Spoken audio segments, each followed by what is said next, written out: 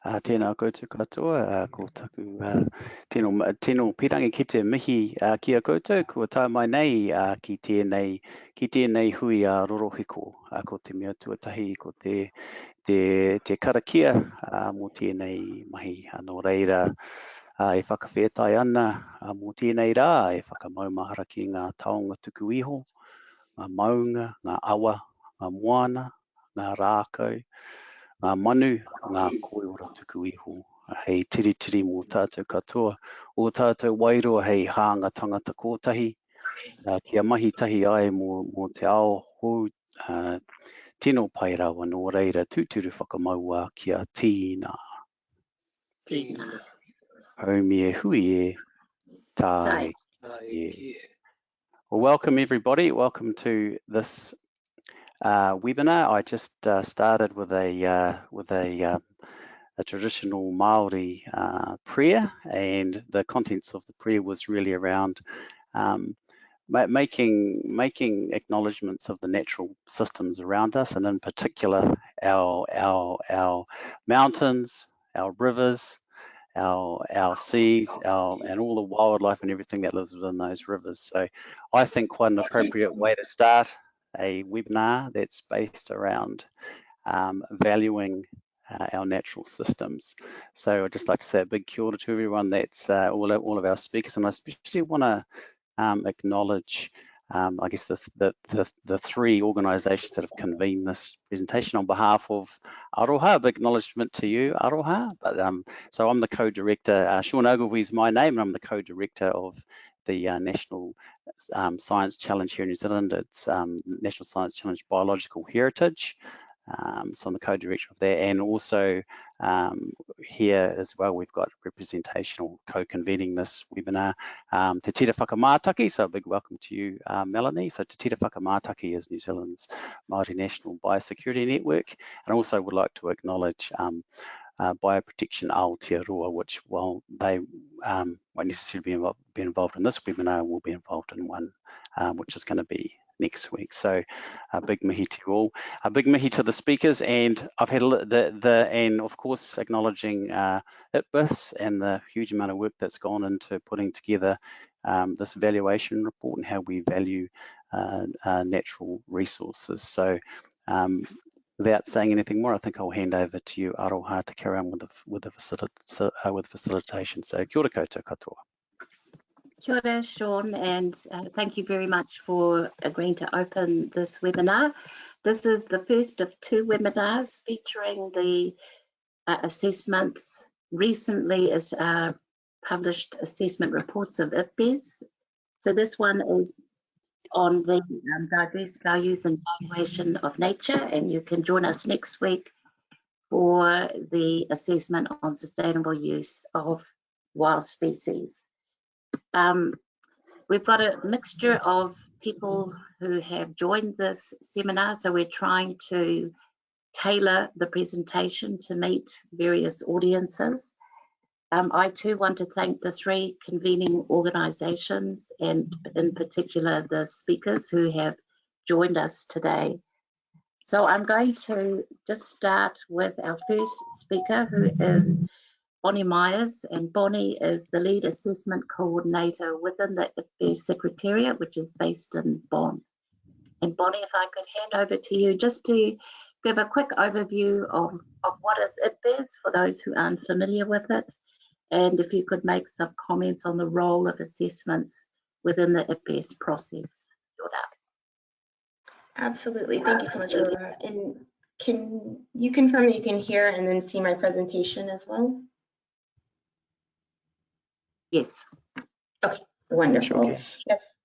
Well, good morning or good evening, everyone. My name is Bonnie Myers. I work at the IPBES Secretariat here in Bonn. I'm going to be giving a brief overview about IPBES, and then a little bit more on the assessments and how many assessments have been approved or accepted so far by the plenary. So first, just a brief introduction. So IPBES is an intergovernmental science policy platform on biodiversity and ecosystem services. Its main mission is to strengthen knowledge foundations for better policy through science for the conservation and sustainable use of biodiversity, long-term human well-being, and sustainable development. It was established in April 2012 in Panama and has almost 140 member states. IPBES was established with 4 agreed functions. So first, that's the function of assessment. So deliver the global, regional, thematic assessments on biodiversity and ecosystem services.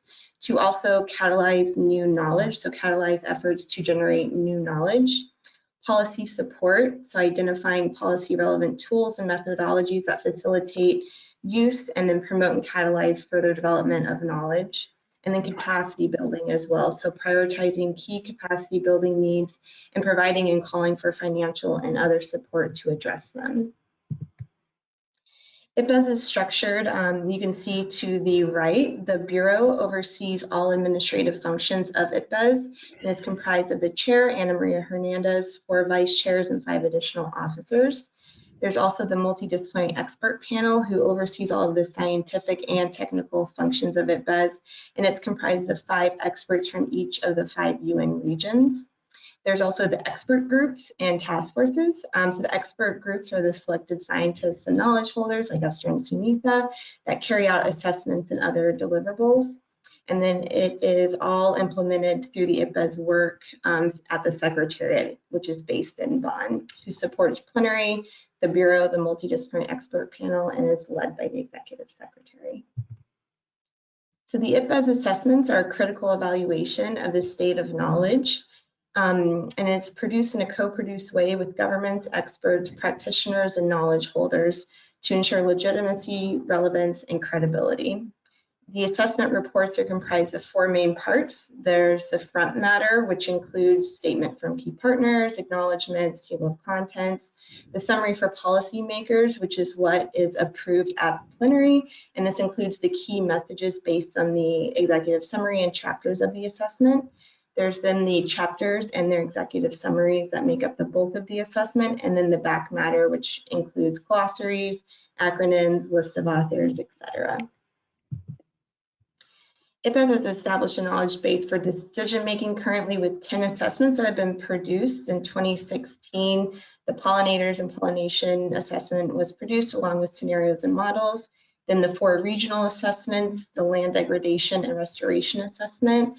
In 2019, the global assessment was accepted by the plenary. And then in 2022, just in July, just over the summer, the sustainable use report on or assessment report on sustainable use of wild species and the assessment report on diverse values and valuation, which we'll be discussing today, was approved at plenary. This is just to give you an overall timeline for the production of assessments. So as I mentioned in 2022, the sustainable use and values assessments, the summary for policymakers was approved and the chapters were accepted. The invasive alien species assessment, which is ongoing, will be presented at IPBES 10 in 2023. And then we have 2 other ongoing assessments, the Nexus and Transformative Change Assessment, which are set to be considered at IPBES 11. And then the Business and Biodiversity Assessment, the scoping report was just approved at the plenary in July. And we currently have a call out for nominations and applications for that assessment, which closes on the 1st of November. Just a brief overview of some of the types of engagement for governments and stakeholders, and these include participating in the call for expert nominations, so nominating experts or applying to serve as an expert, external review periods, so for example, the Nexus and Transformative Change Assessments, the first order drafts of the chapters will be out for external review in early 2023. So that includes registering to be a reviewer, submitting comments on the chapters and the summary for policymakers. During those review periods, there's also informal dialogues with governments and stakeholders to discuss the contents of the assessments. And this helps governments and stakeholders receive an update on the assessment and then also discuss any key points or questions during those external review periods. We also hold a stakeholders day prior to each plenary and then use and help disseminate key findings of and outcomes of the assessment, like with webinars such as this. Just some quick communication stats on the launches of the Sustainable Use and Values Assessment. So it was the most successful outreach for IPBES in 22. So over 6 weeks, about 3,000 online articles in 36 languages on approximately 1,800 news sites across 100 countries covered the launch of the Sustainable Use and Values Assessment with a likely reach of about 23 million views. In terms of sustainable use, it has been downloaded already about 13,000 times, and for values, it's been downloaded approximately 20,000 times already. And just to speak a little bit on IPBES's impact on policy. So for example, the global assessment was very impactful in terms of policy. So for example, in the Irish Parliament, decisions were made based on the global assessment, including in the US Congress. Private companies used it to make decisions to expand funding for biodiversity, as well as other policy relevant impacts in Germany and other European countries. So with that, I'll go ahead and pass back over to Aurora. Thank you so much for listening.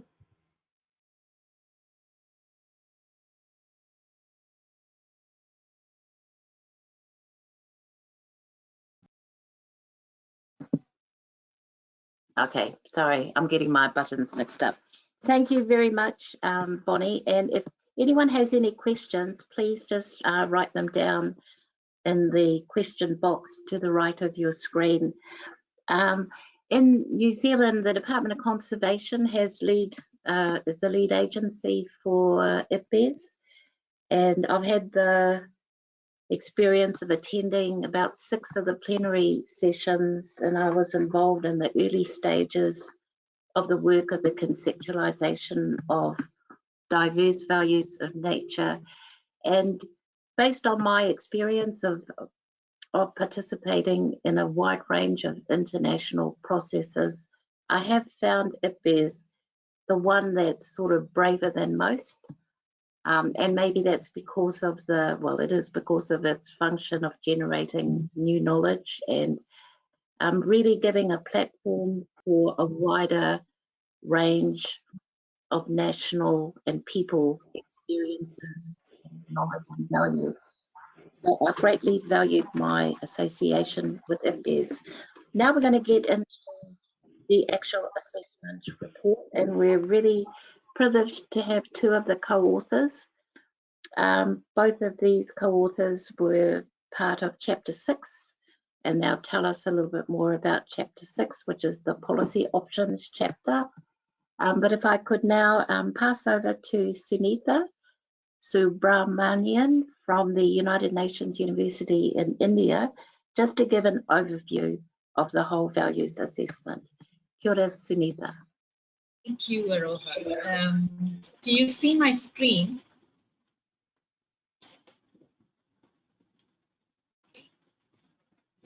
Just give me a second. I seem to have run into some trouble. We can see your screen. You can? Okay. But you don't probably see it in presentation mode. No, it's not in presentation mode. Now it is. Now it is. Now it is, yes. Yep. All right. Do you still see? Okay, you only see my my IPBES screen, right? You don't see anything else.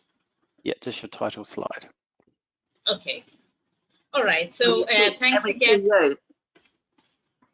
Sorry. And we see you as well. Okay. All right. That's fine. Thank you, Aroha, and thank you again for this invitation.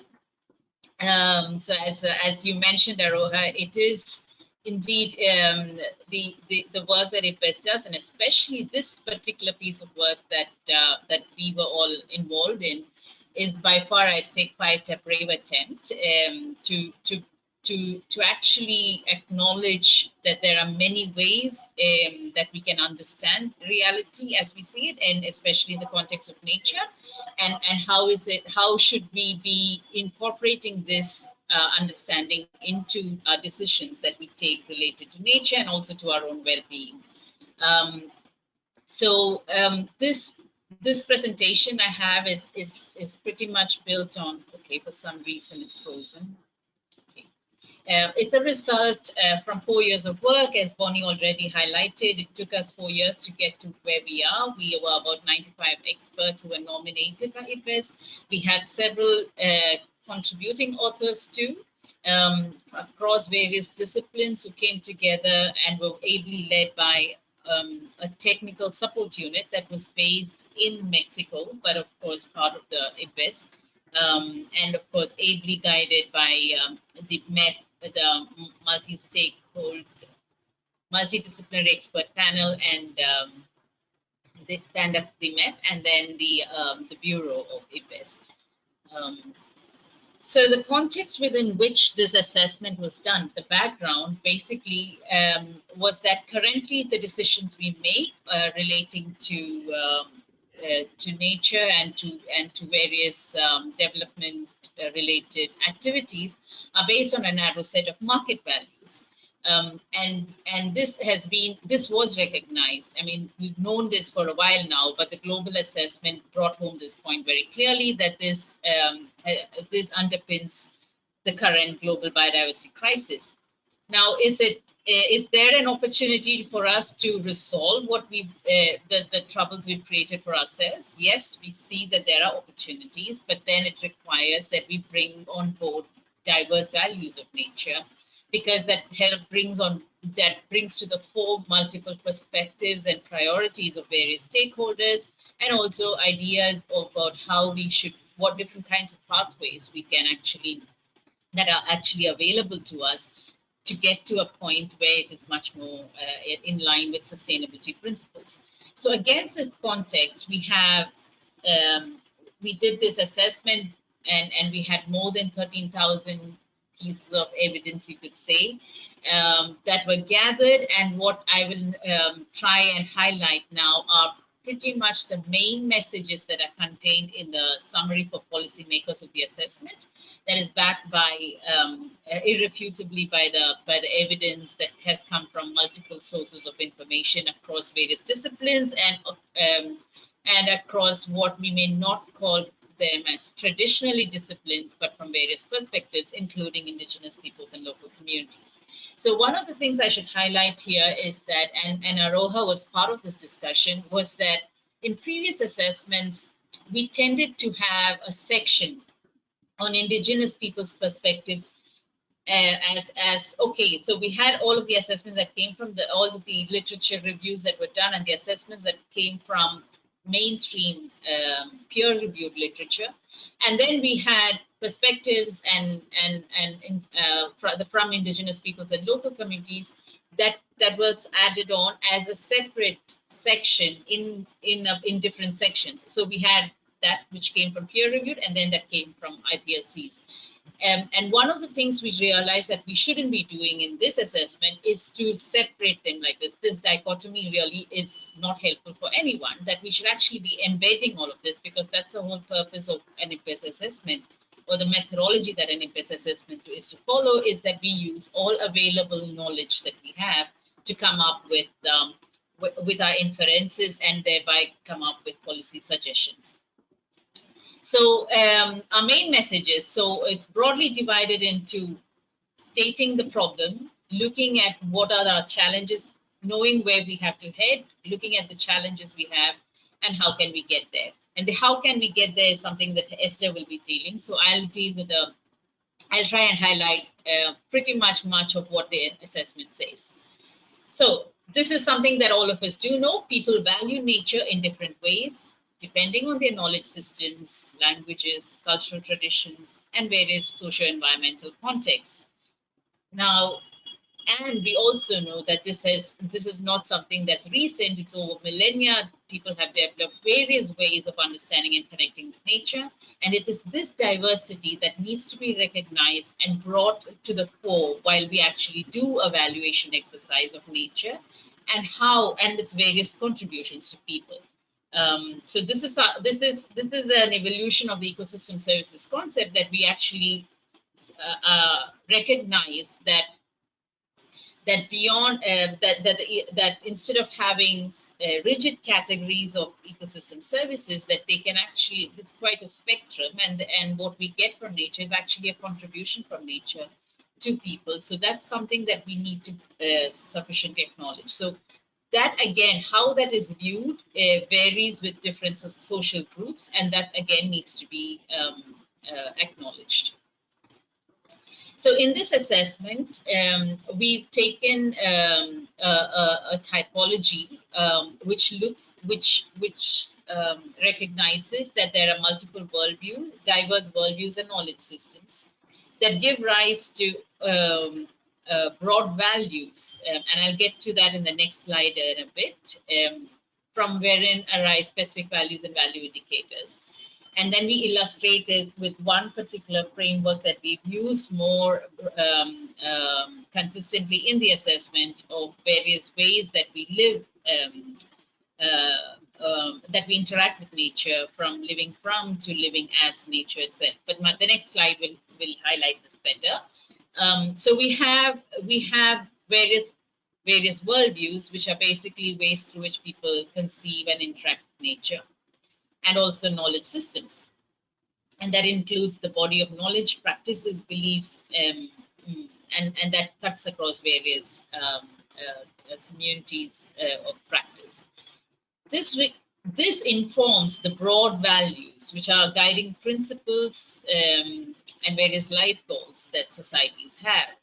Now, as I mentioned, we've used, for our purposes to illustrate, we've used the lens of these 4 subcategories of this particular typology of life frames that people tend to are inclined to live by. So they either look at nature as providing stuff, so they look at living from nature, and that could be various kinds of, for example, river resources. Whatever is available from the fish and all of that is more in line with the provisioning services that we're familiar with. So we live from it, or anything that is provided from nature. And then the other is living in, living with, and living as. Now, living in is more looking at a landscape, looking at a sense of belonging, and looking at and relating to the landscape in a much more stronger way than as just that being a provider of input for our various material comforts. Living with nature looks at a much more deeper sense of stewardship, responsibility, a much more reciprocal relationship with nature. And then the last one is much more deeper connect, where nature, I am nature, so it's living as nature itself. And depending on what frames, and they are not mutually exclusive, of course, it's quite a spectrum again. And that's what the flashlights imply. They can actually intersect. So there's a lot. Actually, this is a fairly busy figure, and so we could have other typologies too. But this one suited our purpose to highlight that there's a variety of ways people perceive nature, and that is informed by their various worldviews and values they have. Now, depending on how on the life frames, there are specific values that they use, and as I said, it's how they interact with nature. So it's in terms of what kinds of judgments do they place. Is nature just an instrumental? Is our resources from nature just instrumental in achieving various well-being goals? Do they have values for themselves? Or is it much more closely linked to various spiritual or other aspects of human life? And those would be the instrumental, intrinsic, and relational values, which are the specific values that arise from them. And from there, how do we try and capture these values? Because they are important. If we are to make decisions, they are important. It's important that we understand what kinds of values are there, whether they're biophysical in nature, monetary in nature, or sociocultural in nature. And those indicators we use then to base our decisions. And it's important that we don't get stuck. So in this assessment, we make a very strong case that it's important that we don't get stuck with just one type of indicator. So again, this is a restatement of that. It's important. The multiple ways people conceive a good quality of life is expressed in the broad values that in the broad values that shape people's interactions with nature. And these broad values include unity, responsibility, stewardship, justice. All of this can align with sustainability principles. Now, so this is one aspect of how people perceive nature. Now, to ensure that what is perceived gets into decisions and can be effectively implemented, we have various institutions, and these can be informal and formal, which we are all, I assume, quite aware of. But these institutions are also underpinned by, and they support certain values. So they have the power to prioritize and give the prerogative to certain values over other values, and can also influence whose values are counted in decisions. So it's very important, again, to take note of what institutions are at play in a particular context. The evidence shows very clearly that predominant economic and political decisions have prioritized market-based instrumental values. And these are often linked to short-term profits and economic growth. And this has often ignored non-market, instrumental, relational, and intrinsic values, setting the stage for what we've seen, all kinds of conflicts, all kinds of dis-ease among societies, and various other challenges that we have encountered. It's not just in the case of economic policies that we see this bias towards preferring just one type of value. It's also then conservation policies, because they also tend risk downplaying the values of local communities who depend on nature for their livelihoods. When certain blanket interventions are advocated for protecting nature at the cost of the livelihoods of various, it's not just the livelihoods, but it's also the identity issues of various communities. So the way decision-making considers the values of nature at various societal levels, from the local to the international, it has implications for how different social groups are represented in decisions. Because if we tend to ignore them, they just don't figure in the decision-making process itself, in being involved in it, and this comes up as an issue later on. And therefore, it's very important for policymakers to understand how values are formed, how they change, and how they may erode too, because it helps them to achieve better decision outcomes that align with sustainability objectives. Now, moving on from this background, from understanding that this is the state of play, to what do we have now as tools to capture the multiple values that exist in order to make these decisions. So this assessment of various valuation methods showed us that there are at least 50, there are more than 50 different methods that we have to assess nature's values, and they have been applied in various socio-ecological contexts around the world. So there's no shortage of methods and approaches.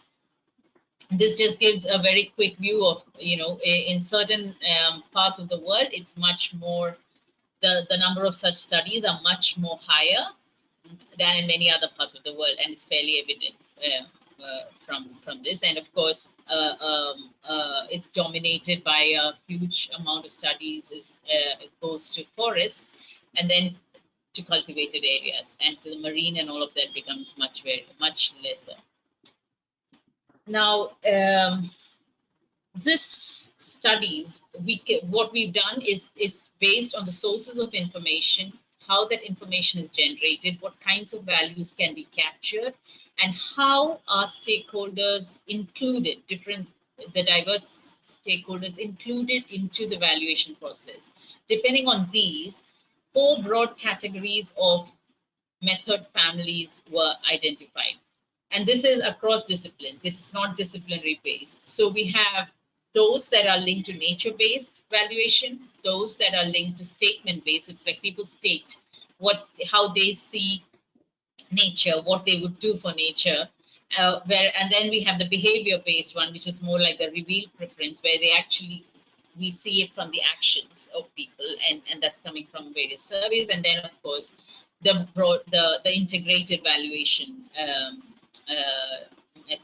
approaches, where where from across various disciplines, information is collected and then it is brought together into an analysis for some inferences.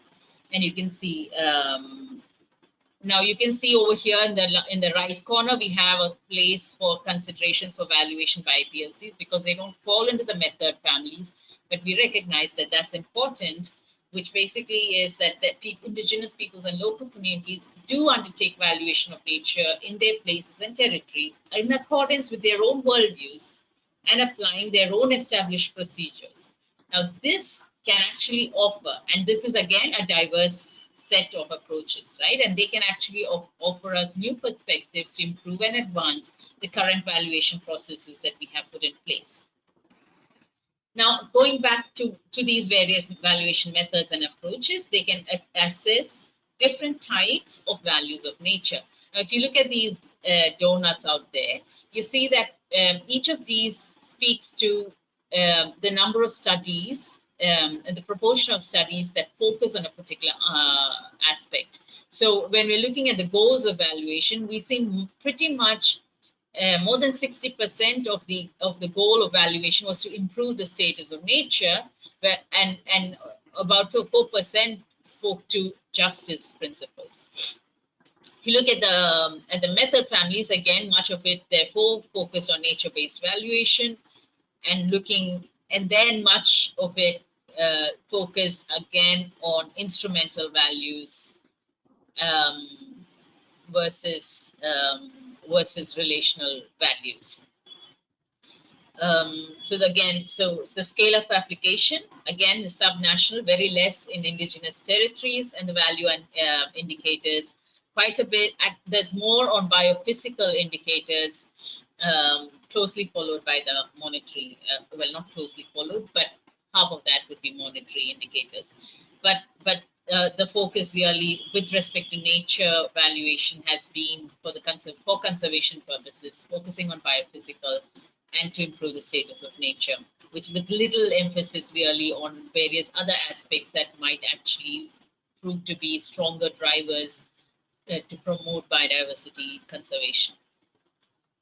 Now, incorporation of these various diverse values and decisions requires considering whether and how values can be directly compared, made compatible, or be considered in parallel. Now, what that means is we compare them for costs and benefits. We look at, there are various benefits from nature that we get, which are basically bundles of benefits, and are they compatible with each other? Would it mean that if we are going to enhance food security, would it have a deleterious effect on, for instance, health security because of the practices that are being followed for enhancing food production? So we need to ensure that we need to see how compatible they are, and then to also look at if there is incommensurability. So is it possible that we can actually look at various values, the relational and instrumental values together, or are they actually showing more tendencies towards being incommensurable? Okay, I seem to be stuck again. Okay, so now getting to the challenges, when eliciting values at higher social scales, is that we realize that not everyone has equal access to these nature's contributions to people. So even if we think we are being inclusive, oftentimes there are people who are hidden or who are not able to access those contributions, nature's contributions to people, whether it be material or non-material, and that would stymie our efforts to actually get their views if we don't make a conscious effort. Again, even if we are doing stakeholder participation-related methods, even if we want to make it meaningful, it is necessary to have an appropriate consideration of values of various stakeholders. But we found that it's only in about 1% of the valuation studies that were reviewed that participation of these different stakeholders was actually on board. So not all who are there have been involved in even what is called as participatory methods. And again, uptake of valuation in decisions remains limited. So we have all of these studies, but have they been taken up in decision making? Only less than 5% of the literature showed us that those studies were taken up for policy making. Possibly standardized procedures could help. It doesn't mean that we lose the diversity, but just ensuring that everyone has a systematic protocol to follow would help to bring these various accounts and these various valuation perspectives into the process. Now, it's important, therefore, and this is a direct suggestion from our analysis, is that we choose the appropriate complementary methods for each local reality. And for that, we need to ensure that we put in place a system to assess the trade-offs between what we call relevance, robustness, and resource requirements. And I'll get to what they mean in the next slide. But essentially, when it goes through these various steps of valuation process, first put in place a legitimate process to do the valuation exercise. But then to get into why are we doing the exercise itself, then and finally go apply the methods, and then getting into a communication process. But if we want to, at every step, we want to ensure that we have the appropriate mix of methods that would be relevant for that particular step. The resources are adequate, and the results that we get would be robust. And this table basically communicates that. So it has a list on the left side, in the left column, the first column, you would see the examples of various methods. And these methods have been assessed on their relevance, robustness, and resources. So relevance is basically, do they capture diverse values in diverse contexts? And it's basically looking at their potential to do so. And again, in robustness, it's like how reliable is it and how representative is the method. And in resources, it's how easy is implementing that method going to be, and how easy is it to operate it in the different contexts in which it is being operationalized. Again, all of this is good, but if we ignore, exclude, or marginalize local voices, it would lead to socio-environmental conflicts, because there would be value clashes, especially because there would be power asymmetries, and then it undermines the effectiveness of any environmental policy that we may put in place. This reiterates the same point, stating explicitly that Indigenous peoples and local communities are connected directly and dependent on nature, and they bear a disproportionate burden from changes in rights to access or use of nature. So this slide pretty much reiterates the previous one, but it's a very specific, strong message that we have in the SPM, and I thought it's useful to highlight here. Therefore, again, it's necessary to recognize and respect ILK and its diversity to achieve outcomes that are respectful of different ways of living.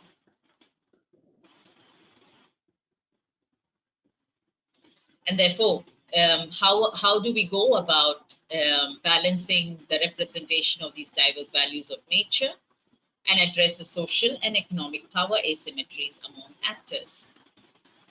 To get there, we definitely need to know, we definitely need to do something that is transformative in the positive direction, that relies on shifting away from values that overemphasize short-term and individual material gains, and instead nurture sustainability-aligned values. That's something that we advocated in the assessment, that we should, any activities we do, as long as they promote sustainable as long as those they promote values that are sustainability aligned across society, then we will still be in the pathway that takes us to achieving just and sustainable futures. So there could be several pathways, and this figure on the right shows that. So if we continue to do business as usual, then we are off the whole metrics. But if we want to stay in the matrix and ensure that we move towards a more just and sustainable future, or several just and sustainable futures, then there are many pathways that are being discussed, that are in existence, but we need to promote them, and they all linked to sustainability aligned values. And you have a few examples there, such as the green economy pathway, the nature protection one, the earth stewardship. There are multiple pathways. There could be others that we think of from now on, but as long as they're sustainability aligned, then we have a chance. Now, this involves empowering civil society. So it gets into looking at, no, it's not just for governments alone to be doing this. This understanding and this acknowledgement empowers civil society. It changes societal structures and institutions, because by recognizing by default, those changes would have to be put in place. Now, Eszter will speak more to this, but we've identified that there can be 4 leverage points that can help catalyze this transformation.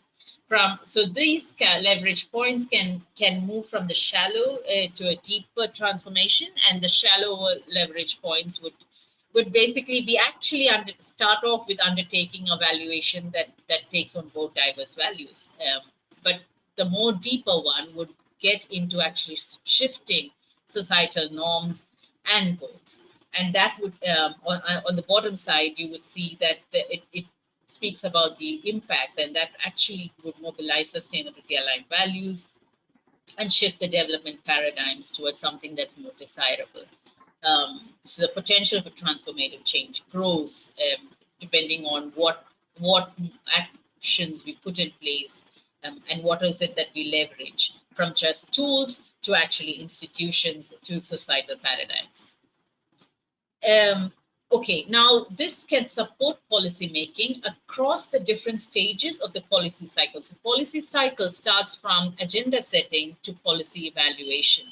And through this cycle, we could have various decisions, and these decisions need to be informed by appropriate information. And that information can come from the various valuation exercises we do. So the valuation exercise itself would be to inform, to help decide a particular intervention, and also to design a particular intervention.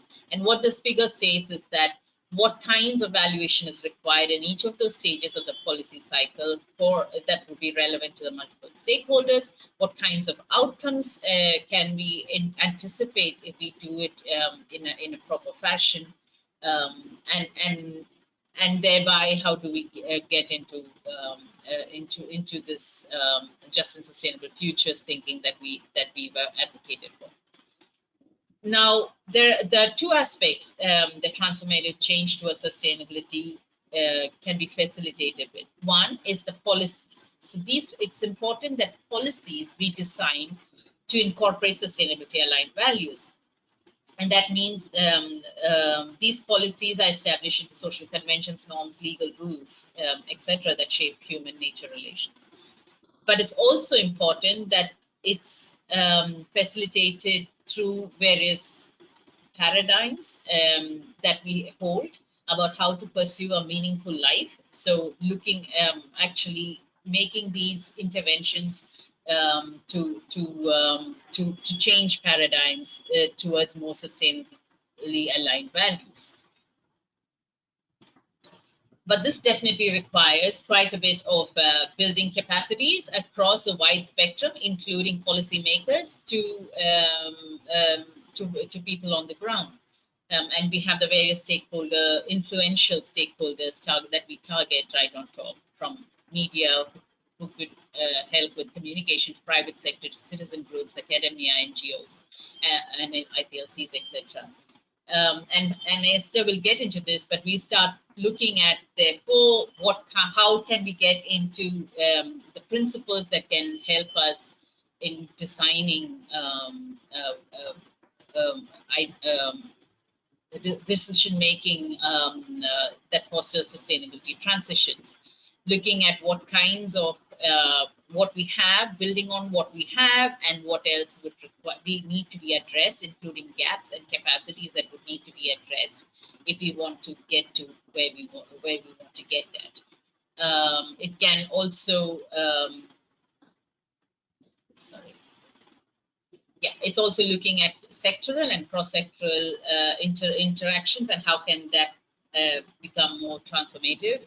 Looking at what can we do across scales of governance, and also finally the point about enhancing these principles across society, all of society through educational tools.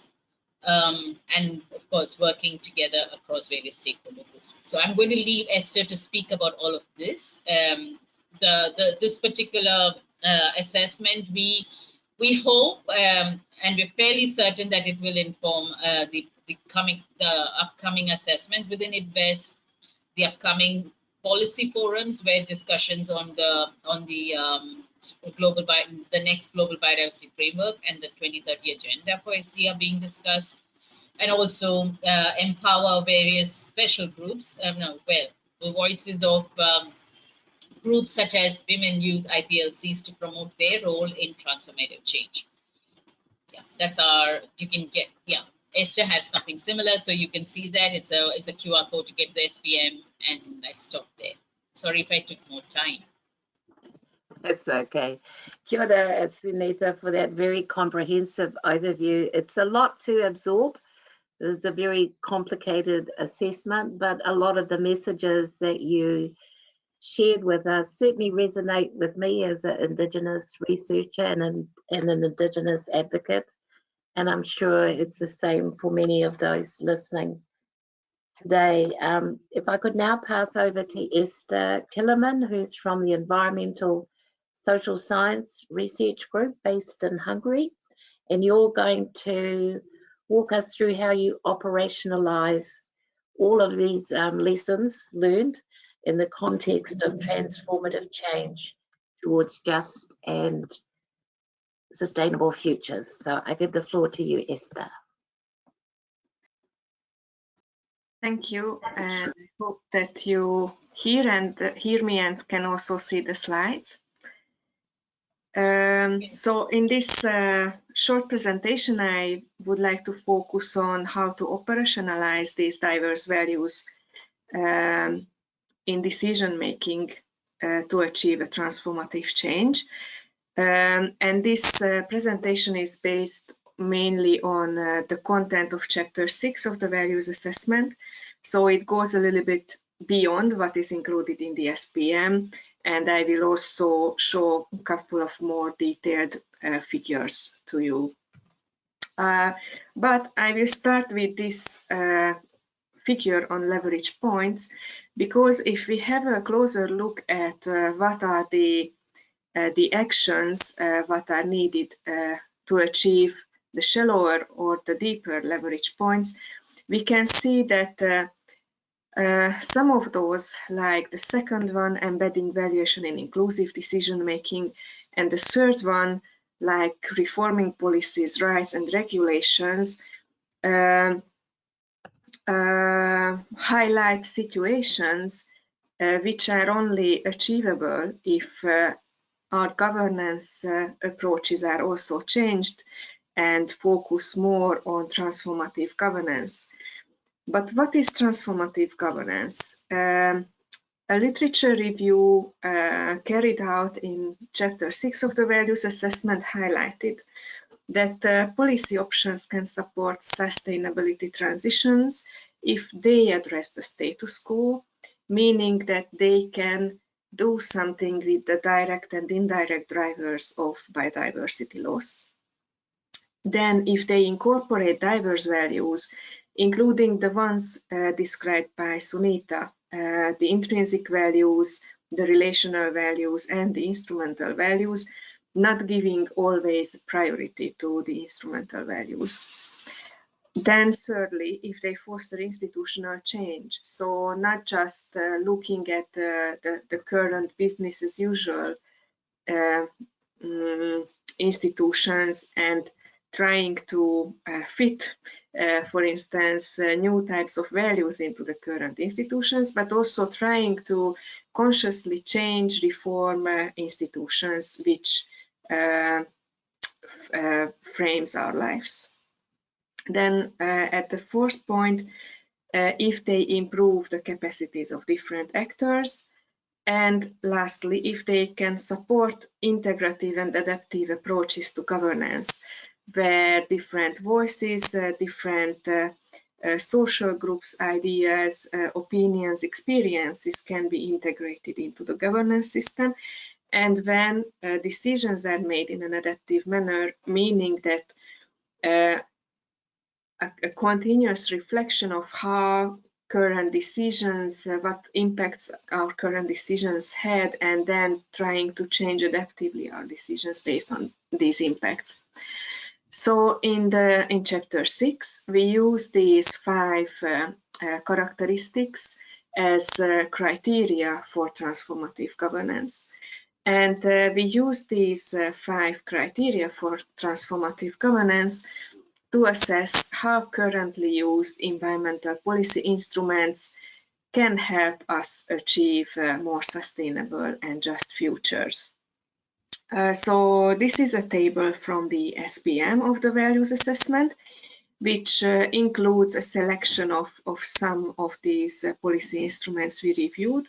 We reviewed altogether 37 policy instruments, and as we might expect, there were more transformative policy instruments, less transformative ones, and also we found environmental policy instruments which we found that they are rather maintaining the business as usual, so the current unsustainable status quo, instead of initiating either an incremental or a transformative change in the system.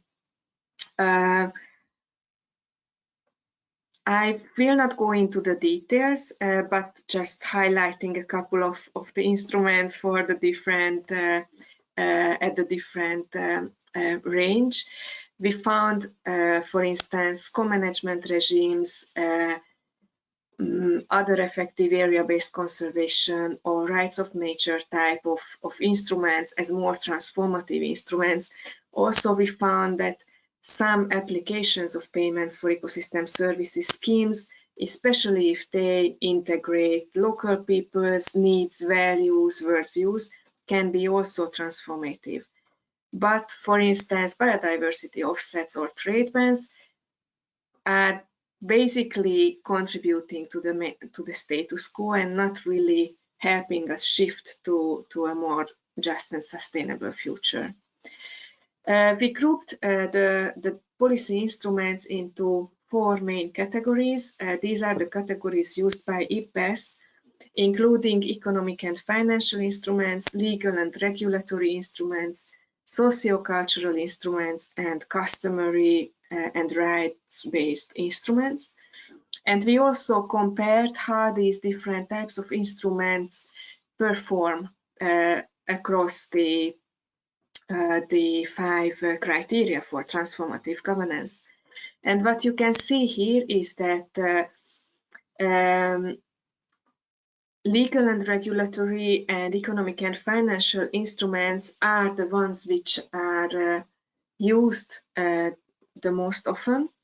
However, only a few of them, approximately 15 to 20% of the reviewed instruments proved to be as having a high transformative potential. Compared to this, for instance, socio-cultural instruments and customary and rights-based instruments are showing a higher transformative potential.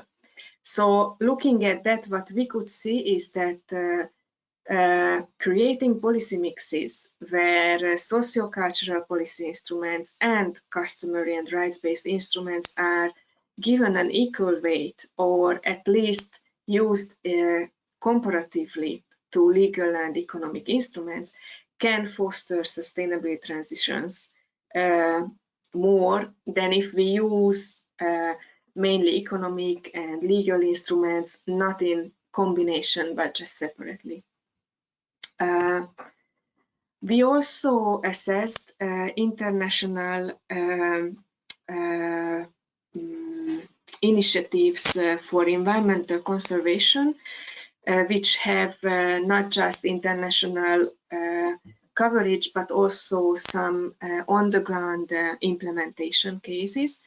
And we assessed these on-the-ground implementation cases to check how these on-the-ground implementations cover the different types of the values of nature, as well as how they meet the criteria for transformative governance.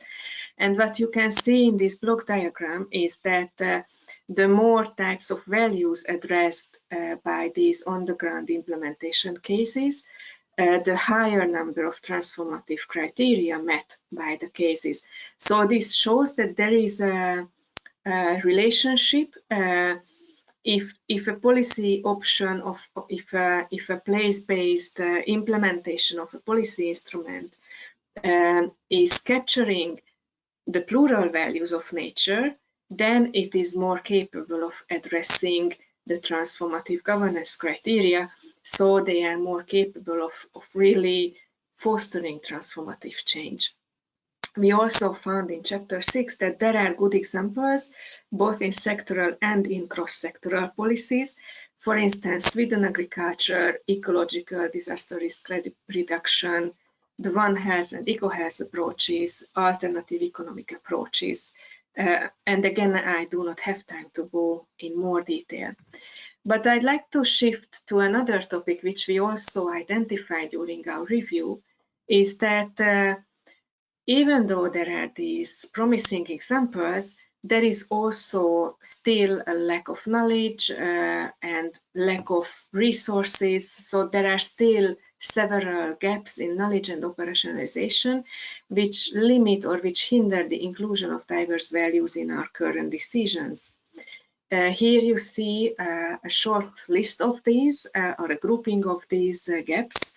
For instance, gaps in how we conceptualize the diverse values of nature, gaps in analytical sense or technical sense in how we choose between available valuation methods. Also, there are gaps in terms of how we design and operationalize policy tools, or gaps in terms of considering justice perspectives in valuation and then in the follow-up decision making. We assessed, using different ways, different methods, we assessed how capacity development needs emerge when we would like to operationalize the diverse values of nature in decisions. And maybe what is interesting in this is that we focus not simply on technical or knowledge-based capacities or resources, I mean financial capacities, but we understood capacities in a broader way, including also motivational capacities, meaning that in order to operationalize the diverse values of nature in decisions, we need an inherent motivation to do so. We need the analytical skills. We need bridging capacities, meaning that we are able to understand and bridge across different worldviews and knowledge systems. We need negotiation capacities, meaning that we need to be able to represent our worldviews and being also able to make compromises and negotiate with each other. We also need social networking capacities, which means that we need to create connections to other social groups. And then we, of course, need governance capacities. And what you can see in this figure is that the assessed cases shows that motivational and social networking capacities were highlighted as the most challenging or the most critical capacity gaps where capacity development is needed. And the most prevalent, so the capacity which is needed in most cases is bridging capacity. So it shows that if we do not have the ways of bridging across worldviews and knowledge systems, and we do not have the motivation and we do not connect to each other, it is very difficult to really operationalize the diverse values of nature. We also assessed who needs capacity development, and I'd like just to highlight that we found that national and subnational governments are one of the key actors who could use or benefit from capacity development from almost all dimensions. But if you look horizontally, you will see that social networking capacity is the capacity dimension which is needing development for almost all the different stakeholder groups. And now I'm getting close to the end of my short presentation. And I know that this is a very complicated figure with lots of words on it, so please do not take the time to trying to read all of the words which is written on this figure. I just would like to highlight 3 things in this figure. First is that in order to achieve just and sustainable futures, we need to weave values and knowledge systems. This was basically one of the key message from Suneetha's presentation as well. But then how to do this, values weaving? In chapter 6, we identified 6 guiding principles: representation, engagement, contextualization of the valuation exercise and decision making, building credibility, relevance and legitimacy into the valuation process and the decision making process, designing our decision making processes to achieve impact, and finally to reflect, learn and sustain from our previous experiences. And using these guiding principles, we also highlighted separate steps in a decision cycle and some guiding questions which can help us design a decision-making process which is hopefully leading us to a more balanced view on the diverse values of nature and a more integrated view on the diverse values of nature. And again, a table, not for reading it through right now, you can find it in the SPM, in the summary for policymakers, but just to highlight that we also considered or found that all stakeholder groups have options which they can use if we truly believe that we would like to integrate the diverse values in our decisions. So there is actually no excuse for any one of us. We all have some capacities to act, and we all have some actions which can help us forward. And yeah, again, the QR codes. So the first one goes to the summary for policymakers, and the second one goes to the chapter 6 of the values assessment. And both of these documents and all the other chapters of the assessment is now available in the Zenodo community, so you can also just look at them if you search by the titles. Thank you for your attention. Thank you very much, Eszter. Well, my head is buzzing with all kinds of ideas and just getting a sense of the amazing opportunity, but the huge challenges that lie ahead for all of us in terms of truly bringing in diverse values of nature into our decision making. I'd just like to encourage participants, if you have questions, do put them in the box on the right of your screen. But I'm going to hand over now to Melanie Mark Shadbolt from Te Tira Whakamātaki, who also has a role in government in the Ministry for the Environment, just to give some feedback and responses to some of the messages that we've just heard. Melanie. Kia ora, Aroha, ngā mihi nui kia Kia korua, Eszter and Suneetha. Thank you very much for those two very full presentations, as Aroha said, and also acknowledge you, Sean, for opening us for the karakia, and you, Aroha, for emceeing us and hosting us today. Firstly, before I get into some comments, Aroha, I just want to acknowledge that we've got lots of whānau online who do values-based assessments of nature every day at place. So I note that Donna, Hoani, Mahuru Maker, and others are online, and of course our Indigenous and friends from offshore as well. So kia ora to all of you. I guess for me, apart from just overwhelmed, as you said, Aroha, about the massive amounts of work that's gone into the assessment and the deep thinking that's gone into it, it confirms for me what many of us have always known for a long time, and that is that the current market-based focus on short-term profits and economic growth has led to poor decisions that have reduced human well-being as well as our climate and biodiversity. But for me, it really does highlight this link as well to the human well-being crisis that I think we're seeing play out in things like increasing poverty and lack of housing and social cohesion. So I acknowledge the link to the disruptions that we are creating in society when we have conflicting views about how we can access and utilise nature as well. I guess it's vital for decision makers, as you said, Aroha, like myself, to understand that we need to properly value and better articulate the spiritual, cultural and emotional values that nature brings to us. I've heard today that unless leaders can start accounting for the multiple values of nature in policy and in economic decisions, then the ecosystems we depend on for our very survival are at risk of collapse. And so that is a message that we don't take lightly.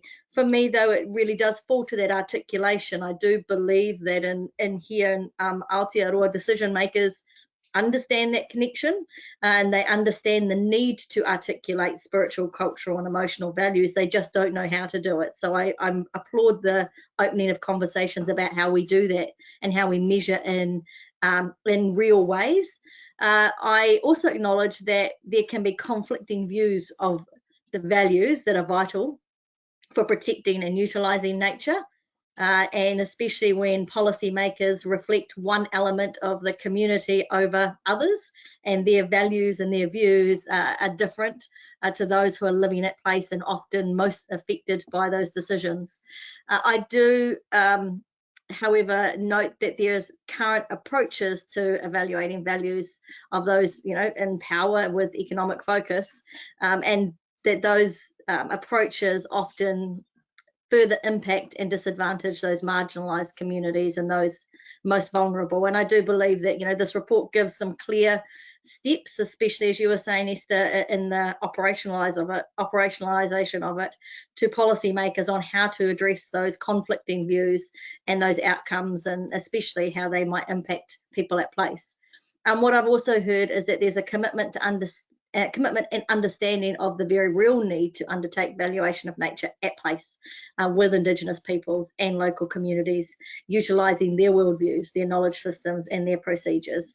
And again, I thank you and applaud that, and that is something that we fight for every day in Aotearoa. I think we're better at it. We try and do it with councils in particular at the local level, but we aren't articulating that in national policy and in national direction, and we need to get better at the directive from central government rather than the at-place learnings or at-place practice of our local communities and their councils. And I know I've got to wrap up soon, but I just wanted to say, Aroha, that in particular, conversations about transformative governance are always exciting to me. And I think that this report seems clear in its articulation of policy driving transformational change. So it's fantastic to see transformative tools in the report that include things like co-management and the rights of nature. Those are two tools that we actively use in Aotearoa, even if some segments of our communities have a lack of understanding about what they mean and what they're trying to achieve. And that's my really polite way of saying that they are used as a political football often. So it'll be interesting to see where we head in the biodiversity incentive space for us, especially how those incentives and payments can be used to support Indigenous rights and Indigenous interests at place as well. So I'll leave it at that. Aroha, I just wanted to say thank you very much for that really in-depth analysis. I took like heaps of screenshots and really excited to go back to the ministry and start thinking about how we can take the recommendations and drive them through policy change. Kia ora.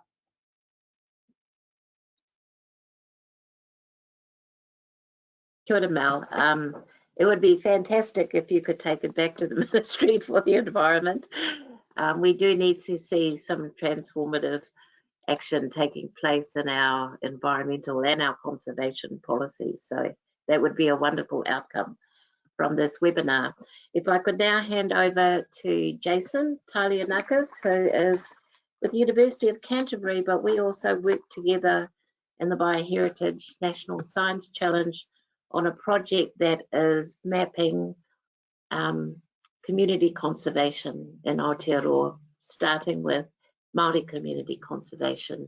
And it's really an exercise to give visibility to the work and efforts of Māori as Indigenous peoples, because a lot of the reporting that occurs about the state of biodiversity and the state of conservation is at a very government-centric level, and the contribution made by volunteers and by Indigenous and local communities is quite invisible in the national reporting framework. So we hope to address that through this project.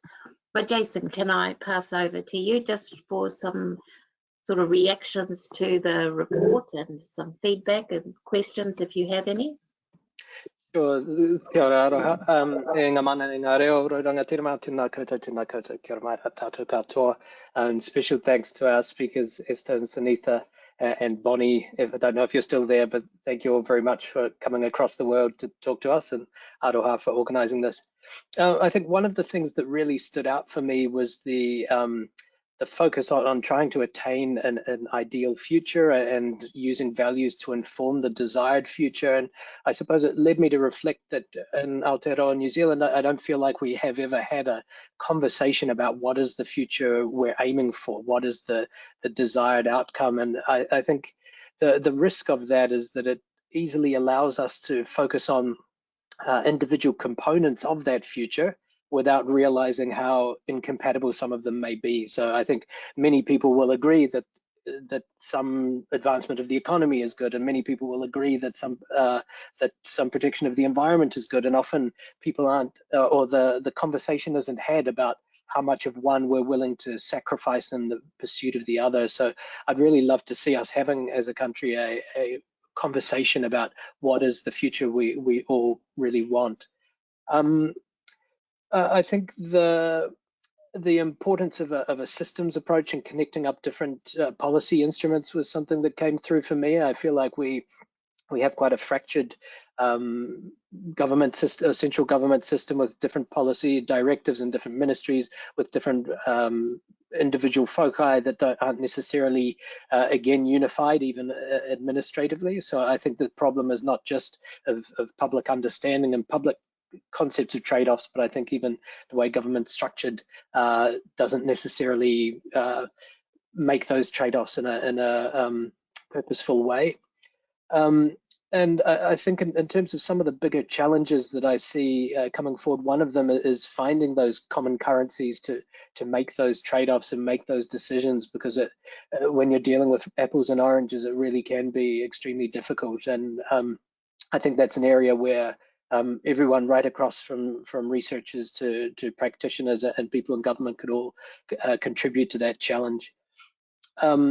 And then I think the last challenge that I took out of it, or the last, I guess, main message was, and associated challenge, was the importance of local decision making and local measurement of values, and how we can make that compatible with a system of government that is, I mean, democracy silences minorities, so we have a high level decision-making authority that doesn't necessarily capture those values well, and yet you have a lot of action happening on the ground at a much smaller scale. And I suppose the question of how do we as a country come to facilitate those local decisions and local value assessment and so on in a way that allows them to work independently and in a way that is most appropriate for that community. So I think those are about all of the main points I had, and I think we're pretty much out of time, so I'll leave it there. Aroha, kia ora tātou. Thanks very much, Jason. Yes, we are right on 6:15. So before I head over to Sean, just noting that there aren't any questions that have been tabled, although someone's asked about a recording, which we can deal with separately. Sort of some of the messages that I got from the report and reading it, and borne out by the presentations that you've made today, is just understanding that knowledge is not neutral.